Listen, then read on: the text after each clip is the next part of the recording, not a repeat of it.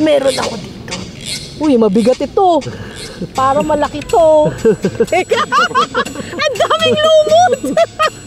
Sige, kuya. Ah! Look at that. Oh! Parang king crab na rin ito, ha? Ang laki. Oh my God! Ayan! Teka, may tumatakbo! Ah! Parang nakaganon siya sa akin. Ay! Bakit ka naninipit? Grabe, matapang to, ha? Isasakto mo doon sa butas. Saka mo siya pipit-pitin. Ayan po. Yan. Tapos, yun o, ayan na siya. Okay. Siyempre, sinasahod namin doon sa ilalim. Yun naman to, all that goodness. Oh my gosh, pag kinain ko lahat ito, good luck sa cholesterol.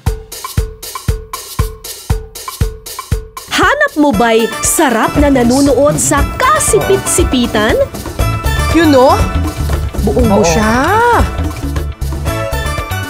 Mga espesyal na ulam nasa itsura pa lang, kahit sino siguradong gaganahan.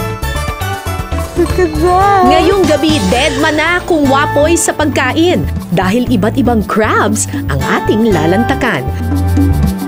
Ang sarap. Lilibutin natin ang mayayamang anyong tubig ng Pilipinas. Mula sa dagat, sa ilog, at brackish waters. Samahan niyo ako sa isa na namang simut-sarap na adventure. Alright, babae ito kasi malalaman mo kasi malapad yung kanyang ano dun sa ilalim ng ano. Crab overload tayo ngayon, mga kapuso.